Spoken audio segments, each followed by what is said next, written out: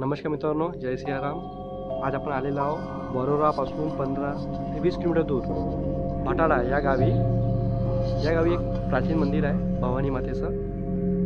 चला बघूया मातेच्या मंदिरबद्दल. अंदर जायच्या आधी इलेक्ट्रॉनिक वस्तू जी आहे ती खूप छान काम करते. मंदिरचा अंदर इलेक्ट्रॉनिक वस्तू काहीच काम करत नाही, ना साऊंड ना काही. हे मुख्य द्वार बघू शकता, आर्किटेक्ट इथलं.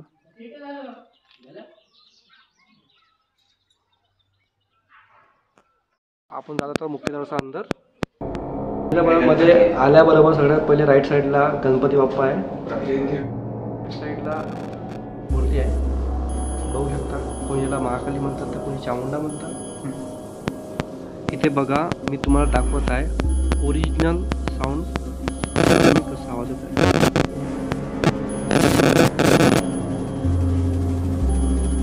आता आपण जात आहे मंदिराचा अंदर. गर्भगृहामध्ये ओरिजिनल जे साऊंड आहेत ते पूर्ण बंद केलेलं आहे, कारण मंदिराचा अंदर इलेक्ट्रॉनिक वस्तू काहीच काम करत नाही. बघा, मी तुम्हाला दाखवतोय. खूप छान मंदिर बनवलेलं आहे.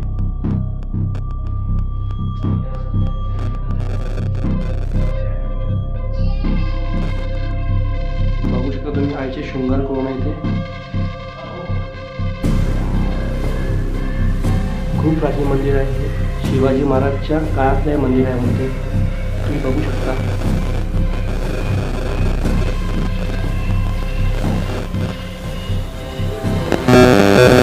खूप छान मंदिर आहे.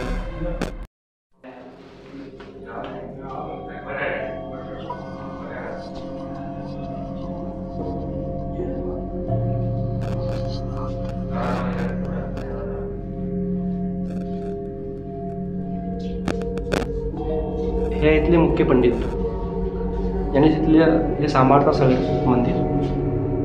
मी स्ट्रक्चर बघू शकता.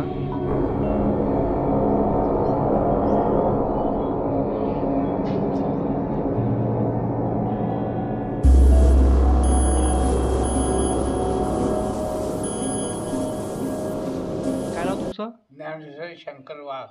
तुम्ही इथले मुख्य पंडित काय? हो. ठीक आहे. काही सांगू शकता का तुम्ही या मंदिराबद्दल? हे पुरातन काळाचं आहे मंदिर. शिव महाराजांच्या काळापासून शिवाजी महाराजच्या काळापासून याची देखभाल तुम्हीच करता का पूर्ण? देखभाल आम्ही करतो. खूप छान मंदिर आहे. तुम्ही येऊन बघू शकता.